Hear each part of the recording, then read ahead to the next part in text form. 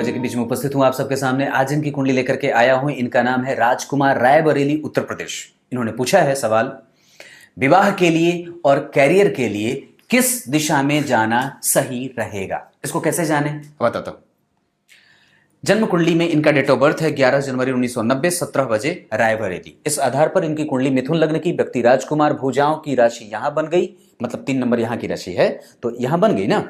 तो अब गुरु की स्थिति बनी लग्न में अकेले। अब गुरु की 5वीं दृष्टि यहां, यानी कि व्यक्ति का प्रेम, व्यक्ति का यश, कीर्ति, सम्मान, पद और प्रतिष्ठा, ये सारी चीजें पंचम भाव से संबंधित जितनी भी चीजें होती हैं वो सब मिले। और गुरु का प्रभाव यहां पे, तो यहां बुध को देख रहे हैं जो कि लग्नेश है, तो लग्नेश गुरु से दृष्ट और लग्न में गुरु, ये बहुत अच्छी बात। और दशम स्थान के प्रभाव को देखिए तो 12वें भाव के अधिपति 10वें भाव के अधिपति होकर के लग्न में बैठे हैं। ये व्यक्ति को कार्मिक और शुद्ध बनाते हैं। केंद्र के अधिपति होकर के केंद्र में बैठ गए तो ये एक अच्छी बात भी है, ये एक अच्छी बात है।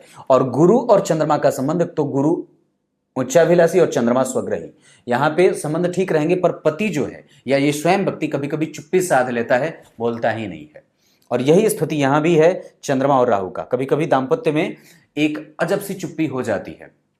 विवाह की दिशा आपने अगर पूछा है तो उसके आधार पर आपकी कुंडली में 2 दिशाएं बनती हैं, एक उत्तर और दूसरा वायव्य कोण, यानी कि उत्तर और पश्चिम। ये दिशा आप इधर से अगर कोई संबंध आए तो आराम से उसे अपना सकते हो। और कार्यक्षेत्र के लिए, तो कार्यक्षेत्र के लिए धन भाव के अधिपति धन भाव में ही बैठे हैं और उस पे राहु और शुक्र का प्रभाव है, तो व्यक्ति को वायव्य कोण की तरफ बढ़ना चाहिए। ये कैसे चेक करते हैं, तो धन भाव के अधिपति जहां बैठे हैं उस भाव का अधिपति जहां जाकर के बैठा है उस राशि की दिशा में या उससे उस ग्रह की दिशा में व्यक्ति को जाकर के लाभ मिलता है। तो यहां धन भाव के अधिपति धन भाव में ही बैठे हैं।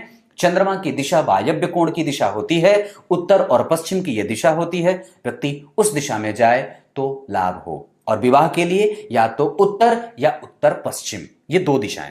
और एक बात और भी है, अगर ये भी बता दूं तो ये भी बता दूं, कर्क राशि, कर्क लग्न का जातक हो और उसके बाद मकर लग्न या मकर राशि का जातक हो शुक्र के हिसाब से, उसके बाद कर्क लग्न या कर्क राशि मैंने बताया ही। तो ये 3 राशियां जन्म कुंडली में, 2 राशियां जो बन रही हैं उसके आधार पर व्यक्ति का विवाह किया जा सकता है। मेष राशि और मेष लग्न के लोग भी व्यक्ति की कुंडली में बन सकते हैं, यह भी बात बनती है। नौमांस आपकी कुंडली में बुध और शनि बैठे हैं। यहां शनि उच्च के हैं, पति नौकरी करने वाला या पत्नी नौकरी करने वाली मिलती हैं। मंगल केतु और गुरु का प्रभाव, जहां गुरु का नीचभंग और गुरु और मंगल का प्रभाव यहां पे। चंद्रमा राहु, यहां चुप्पी ना करिएगा और बहुत ज्यादा डोमिनेट मत करिएगा। पूछना जरूरी नहीं है कहां जा रहे हो, कहां बैठे हो, क्या कर रहे हो।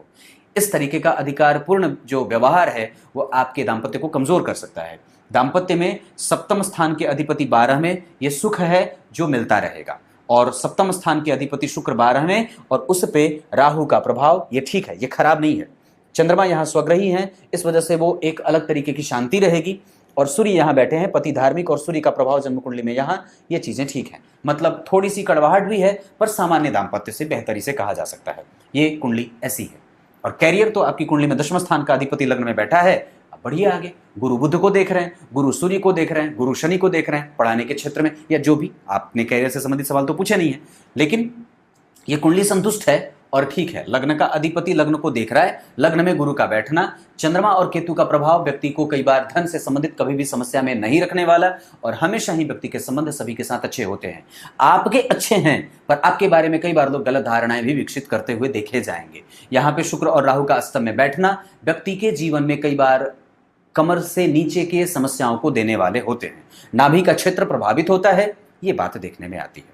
अब आपकी कुंडली में मंगल अष्टम भाव 8 नंबर की राशि में रोग कर रहे हैं। व्यक्ति जो है वहां से 4 नंबर की यहाँ, तो भाग्य को थोड़ी से अवरोध में भी डालेंगे। हालांकि वो इस कुंडली के लिए बहुत अच्छे नहीं होते हैं। यहाँ वो बनते हैं लाभ और रोग के अधिपति। रोगेश अगर यहाँ देखेगा, रोगेश अगर लग्न को देखेगा तो जहां से छक योग बनाएगा वहीं पे कई बार व्यक्ति के स्वभाव को उग्र, व्यग्र और चंचल मानसिकता का बनाता है। क्योंकि राहु और चंद्रमा का प्रभाव ग्रहण में है और मंगल का प्रभाव लग्न पे है और लग्न में मिथुन राशि बन रही है, शनि का प्रभाव है। तो एक तरफ उग्र मंगल और दूसरी तरफ उग्र मंद शनि, तो इन दोनों में बैलेंस करना आवश्यक होगा। सूर्य को ढूंढिए, सूर्य जन्म कुंडली में बैलेंस के कारक होते हैं, वो लग्न को देख रहे हैं। इस कुंडली के लिए पराक्रमेश होकर के पंचम भाव में बैठे हैं। पापक ग्रह की 2-2 राशियों के साथ यहां शुभ ग्रह की राशि बनी, यहां का अधिपति लग्न में और सप्तम को देखा, और यहां का अधिपति उच्च का, यानी कि दाम्पत्य कमजोर नहीं है किसी भी तरीके से, लेकिन चूंकि यहां पे दो दो पापक ग्रहों के साथ बुध के बैठ जाने से यहां बुध का पापक प्रभाव जगेगा और इस हिसाब से व्यक्ति के बुद्धि को कई बार टेढ़ी बुद्धि में बदलेगा। ये ना करना। और कभी कभी घमंडी और कभी कभी बहुत ज्यादा इगोइस्टिक हो जाना, कभी कभी किसी को भी अपने सामने मानना ही नहीं, और कभी कभी इतना ज्यादा बचपना कर देना कि सब लोग दांतों तले उंगली दबा लें। उत्तेजित होकर के व्यक्ति कभी कभी ऐसी बात कर देता है जो कि कोई आपसे अपेक्षा ना करे। तो ये बात है, तो इन सब चीजों को बचा लो। और वैसे आपकी कुंडली मिथुन लग्न की है, मैथुन प्रिय होते हैं और प्रेमी किस्म के होते हैं, कभी भी किसी को छोड़ना नहीं चाहते पर अपने मतलब की बात ज्यादा करते हैं और इनको लाभ लेना बड़े अच्छे से आता है। और एक बात बताता हूं, संतुलन जीवन में पैदा करना चाहते हो, मकर, वृश्चिक और मिथुन से थोड़े दूर से रहो। ये कई बार लोगों को अजीब लगती हैं बातें, पर ये बहुत, तुला लग्न वाले भी इसी कैटेगरी में कभी कभी आ जाते हैं। तो इन लोगों से थोड़े से संतुलन के भाव और मित्रता का भाव रखना चाहिए। मैं सबसे ज्यादा अगर ठगा गया हूं तो, और आप अगर सबसे ज्यादा ठगे जा सकते हो तो, अगर इनकी कुंडली में शनि राहु का संयोग होता हो, अगर इनकी कुंडली में लग्नेश कमजोर होते हो, अगर इनकी कुंडली में गुरु बुध और सूर्य की स्थिति कमजोर होती हो तो और भी ज्यादा। पक्की बात है, ये बुरा लगे पर मुझे कोई फर्क नहीं पड़ता। अब नमस्कार करता हूं।